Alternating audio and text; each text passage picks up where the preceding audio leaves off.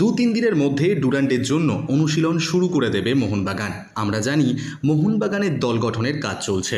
ইতিমধ্যেই গতকাল রাতে কলকাতা দমদম বিমানবন্দরে পৌঁছে গেছে অভিষেক সিং। এরপরে আস্তে আস্তে মোহনবাগানের 5 বিদেশি সহ ইন্ডিয়ান ব্রিগেডের ফুটবলাররা কলকাতায় পৌঁছে যাবে।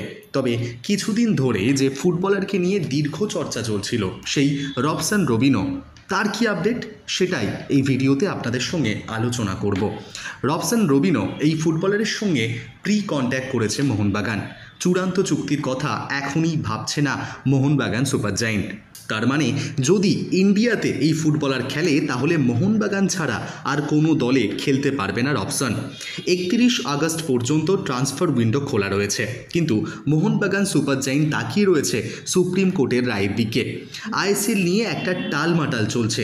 প্রত্যেক ফ্র্যাঞ্চাইজি দলগুলি ইতিমধ্যেই একটা আর্থিক সমস্যার মধ্যে দিয়ে যাচ্ছে, যে কারণে বিদেশি খেলানোর বিষয়ে 5 জন বিদেশি হয়তো হতে পারে।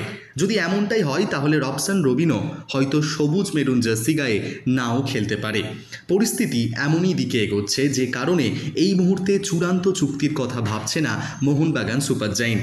এই বিষয়ে ধীরে চলো নীতি নিয়ে এগোচ্ছে মোহনবাগান টিম ম্যানেজমেন্ট। পাশাপাশি সামনে মোহনবাগানের এসিএলও রয়েছে। সেখানে 6 বিদেশি খেলানো গেলেও আইএসএল নিয়ে টালবাহানা এবং ভারতীয় ফুটবলারদের ফান্ডিং বেড়ে যাওয়া এবং সুপ্রিম কোর্টের রায় কী হবে সেই দিকেই তাকিয়ে এই বিষয়ে খুব বেশি গুরুত্ব দিচ্ছে না মোহনবাগান। মোহনবাগান এই পুরো সিদ্ধান্তটাই নেবে 15ই আগস্ট গ্রুপিংটা দেখার পর। এই বিষয়ে মোহনবাগান ধীরে চলো নীতিতে বেশি আগ্রহ দেখাচ্ছে।